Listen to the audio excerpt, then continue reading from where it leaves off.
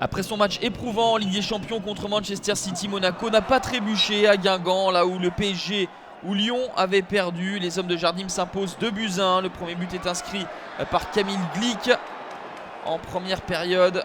À 5 minutes de la fin, Mbappé obtient un penalty que le spécialiste Fabinho va transformer. Le Brésilien en est à 11/11 dans l'exercice. 2-0 pour l'ASM. Et 4 minutes plus tard, Didot va réduire l'écart à 2-1. Etienne Didot n'avait plus marqué depuis plus de 3 ans. 19e victoire de Monaco qui est leader avec 3 points d'avance sur le PSG et Nice. Pour la première fois de son histoire, le PSG s'impose par 4 buts d'écart au Vélodrome. Les Parisiens dominent l'OM 5-1. 6e minute, la remise de Thiago Silva pour Marquinhos. Premier but de la saison pour le Brésilien. Cavani marque son 26e but sur cette belle passe de Pastore. 2-0 à la pause. D'entrée de deuxième période, c'est Lucas qui porte la marque à 3-0 avec son 9e but. À l'heure de jeu, tout juste entré, Draxler profite de ce caviar de Meunier pour le 4-0. À 20 minutes de la fin, les Marseillais vont sauver l'honneur avec le but de Rod Fanny pour le 4-1. Mais à la 72e, la démonstration des Parisiens va s'achever sur le but de Blaise Matuidi. Sur les 14 dernières confrontations contre l'OM, le PSG s'est imposé 12 fois pour 2 matchs nuls. Nice tient la cadence, les Aiglons s'imposent face à Montpellier. Des Montpelliérains qui pourtant avaient ouvert la marque dès la 9e minute avec la 11e réalisation de Mounier. Mais en l'absence de Balotelli suspendu et de Pléa blessé, c'est Mickaël Le Bihan qui va sortir les Niçois du mauvais passe en signant un doublé 17 mois après avoir foulé les terrains. L'ancien Havrais se rappelle au bon souvenir de buteur. Et Nice signe son 11e succès à l'Alliance Riviera. L'OL n'a pas fait de détail face à Metz en s'imposant 5-0. Pourtant, il aura fallu attendre la fin de la première période pour voir le premier but de l'OL signé Memphis. Memphis qui va marquer un 2e but. Son premier doublé en Ligue 1.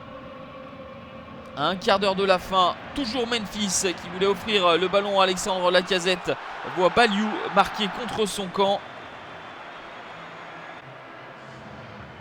Lacazette à 13 minutes de la fin, servi par Memphis cette fois-ci. Au terme d'un exploit individuel, va marquer son 22e but en 22 matchs. Et dans les arrêts de jeu, Mathieu Valbuena, de retour de blessure, va marquer son 7e but de la saison pour le 5-0. Les Gones, très efficaces offensivement, ont inscrit 20 buts lors des 4 derniers matchs, toutes compétitions confondues.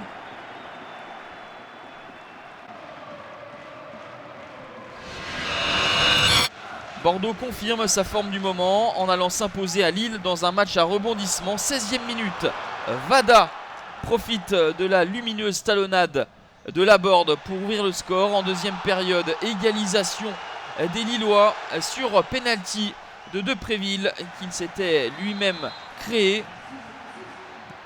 Un but partout à la 66e minute. Dans la minute qui suit, Eder profite de ses erreurs de la défense bordelaise et de celle de Carasso pour redonner l'avantage aux Dogs. Mais les Bordelais vont revenir au score et même passer devant grâce à un doublé d'Ounas au 78e et 82e minute. 3e victoire consécutive pour les Girondins, 5e à 4 points de Lyon. Le LOSC s'incline pour la 3e fois de suite à domicile et glisse à la 15e place.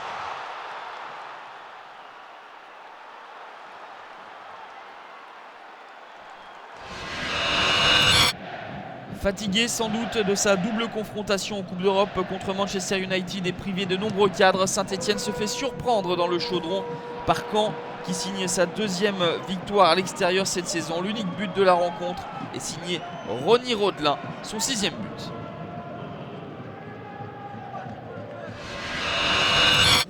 Après 10 matchs sans victoire, Rennes s'impose. Enfin, courte victoire 1-0 face aux voisins lorientais. But de Sio Beau cadeau pour les 25 ans du Roazhon Celtic Cup. Le Stade Rennais remonte à la 8e place. Lorient s'enfonce en dernière position.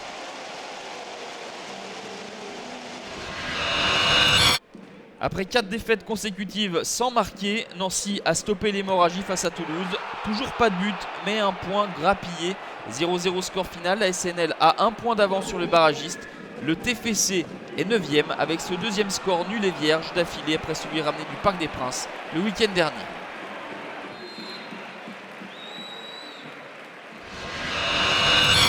Avec cette 3e victoire de rang, Angers se hisse à la 11e place et relègue Bastia à 10 points. Score sans appel 3-0.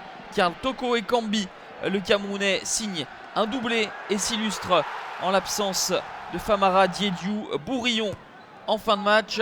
Les Corses sont 19e avec ce 8e match en victoire. Deuxième succès de rang pour les Canaries à la Beaujoire. Les Nantais s'imposent 3-1 contre Dijon, un concurrent au maintien. Bamou, qui n'avait plus marqué depuis 4 mois, montre la voie. Mais Dubois marque contre son camp avant la pause. Un partout.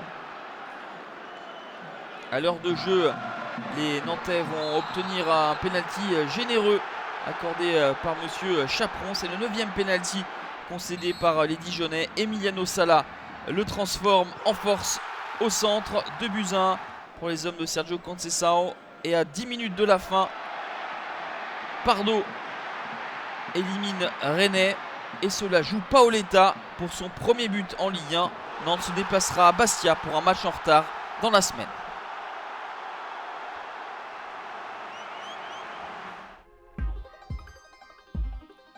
« 31 buts inscrits lors de cette 27e journée, 4 victoires à l'extérieur, Monaco à Guingamp, Bordeaux à Lille, Caen à Saint-Etienne et le PSG à Marseille. L'OL étrille Metz, Nantes et Angers font la belle opération. Un trio tête inchangé avec Monaco qui conforte son fauteuil de leader avec 3 points d'avance sur le PSG et Nice. L'OL solidifie sa 4e place, Bordeaux est 5e, Saint-Etienne et l'OM perdent des points sur l'Europe. Caen, avec sa 2e victoire de suite, remonte à la 14e place, tandis que Bastia et Lorient décrochent. Dijon est barragiste, Lille, Nancy et Metz ne sont pas à l'abri. La prochaine journée avec l'alléchant Bordeaux-Lyon en ouverture. Le PSG reçoit Nancy le lendemain et Nice se déplace à Dijon. Le dimanche, Lorient accueille Marseille et Monaco-Nantes en clôture.